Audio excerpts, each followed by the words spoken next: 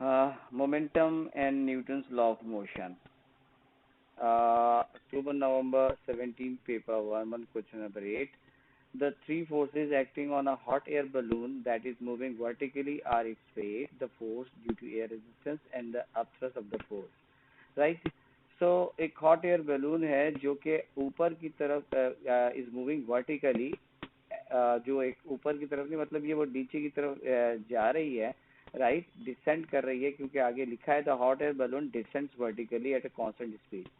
तो उस पर कितनी फोर्सेस लग रही हैं? ऑब्वियसली एक वेट जो उसके नीचे डाउनवर्ड होगा, अपथ्रस्ट जो कि अपवर्ड होगा, और एक एयर रेजिस्टेंस जो कि मोशन के अगेंस्ट होगा। तो मोशन के against, that means the balloon is descending, that means air resistance force is moving upward, is applying on upward, right. The force of air resistance of the balloon is F, the air resistance force है वो F है। Which weight of the material must be released from the balloon so that it ascend vertically at the same constant? अच्छा, balloon से कुछ चीजों को release करेंगे, means उसके बाहर फेंकेंगे तो ताकि इसका वेट कम हो जाए। जब इसका वेट कम हो जाएगा तो ये ऊपर, मीन्स अपवर्ड मोशन इसकी करेगी।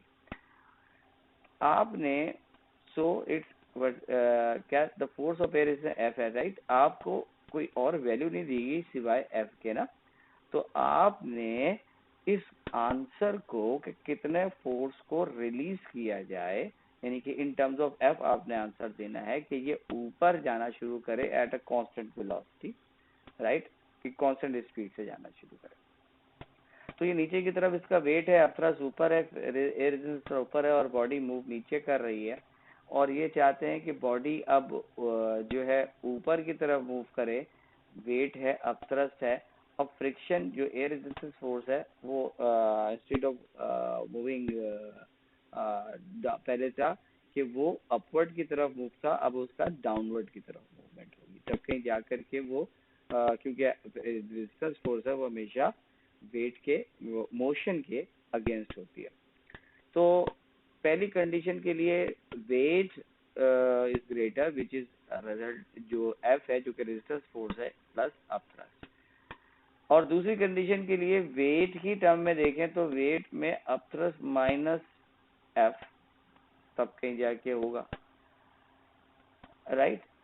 अब अगर मैं पहली इक्वेशन से और दूसरी इक्वेशन दोनों वेट के बराबर है, वेट तो F plus U equals U minus F, 2f is equals to 0, means एक 2f की वैल्यू होगी जिसकी वजह से ये फिर बैलेंस में होगा और इस बार वो ऊपर की तरफ मूव करेगा, ठीक है, ऊपर की तरफ मूव करेगा। So the answer will be 2f, ठीक है। मैं जो 17 paper 2 question number 9, this question is about the Newton's third law, right. हमें पता है न्यूटन थर्ड लॉ कब अफेक्ट करता है कि जब नेचर सेम हो, मैग्नीट्यूड सेम हो, direction opposite, direction means opposite हो, राइट, डायरेक्शन अपोजिट हो, right. If the weight of the block is the action, right, तो what will be the reaction? पहली बात कि व्हाट इज वेट? वेट वो force है, the weight is the force, right, the weight of a body is the force which is applied by the earth on the body, applied by the earth on the body, वो force जो जमीन apply करती है किसी body को अपनी तरफ खींचने के लिए। here in this condition W is the force of the earth which is applied on the book, force of the earth which applied on the book, तो इसका सेम नेचर जो है, the force of the book applied on the earth, weight of the weight is what? Weight is the force applied by the earth on the book, तो वो force जो कि same होगी is the force applied by the book on the earth, right, the force W acting upward on the earth from the book, क्योंकि जब ये नीचे की जानिब होगा तो ये ऊपर की जानिब, यानी कि अर्थ से ये ऊपर की जानिब होगा कि ये ऊपर अपवर्ड फोर्स लगेगी। अब देखें ए क्यों नहीं हो सकता, A is the force acting downward, ठीक है, on the earth from the table, table तो है ही नहीं, जब डब्ल्यू तो इस वेट जो फोर्स है वो बुक का वेट है ना, तो there are two things, number one is earth, number two is book, तो ये दोनों है ना, तो इन दोनों से निकलेगा, तो टेबल वाली जो चीज है वो सब रॉन्ग है, ए भी गलत बी भी गलत, राइट। और दूसरा फ्लोर की बात हो रही है और टेबल की बात हो रही है, the only thing is the book, option C is the right answer. May June 2017 paper 11 question 7 the mass of a rocket propelled truck is approximately equal to the mass of the fuel in the tank, right. एक truck के ऊपर आपने समझ लें कि एक propelled जो है रॉकेट लगा हुआ है, जब वो उसमें से फ्यूल निकलती है तो ये थ्रस्ट से गाड़ी आगे की तरफ जाती है, एक्शन रिएक्शन, ठीक है। The fuel is ignited and the truck is propelled along the horizontal track by a constant force, एक कांस्टेंट फोर्स लगेगी।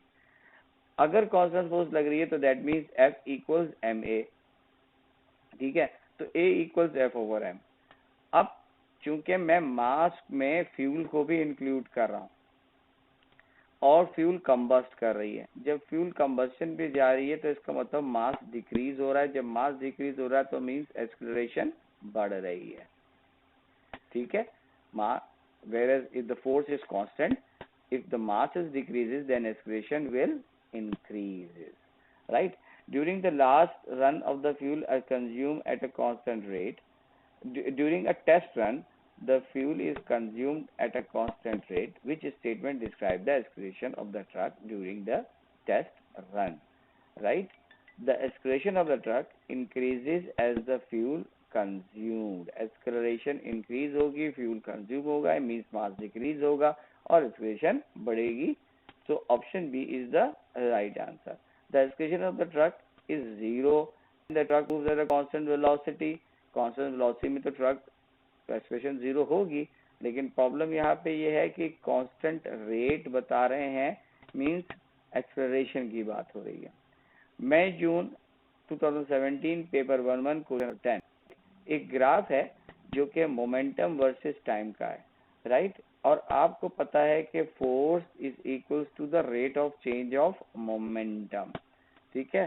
तो मोमेंटम और टाइम का जो ग्राफ बनेगा तो जो लाइन रिप्रेजेंट होगी वो होगी फोर्स, तो ये फोर्स है और वो फोर्स जो है जो मोमेंटम का चेंज और ये फोर्स, और फोर्स एक कांस्टेंट वैल्यू है। What is the resultant force of the motorcycle, right. तो आप सिंपल क्या करेंगे, आपके पास ये जो लाइन है ये आपके पास क्या है, फोर्स है, तो फोर्स के लिए आप सिंपल ये करेंगे कि रेट ऑफ चेंज को टाइम से डिवाइड करेंगे, तो rate of change from 0 to 500 is 500 and from 0 to 10 is 10, तो इट इज 50 न्यूटन, ठीक है जी। उसके बाद a ball masses 2 kilogram travels horizontally with the speed of 4 meter per second. The ball collides with the wall and rebounds in the opposite direction with the speed of 2.8 meter per second. The time of the oscillation is 150 millisecond.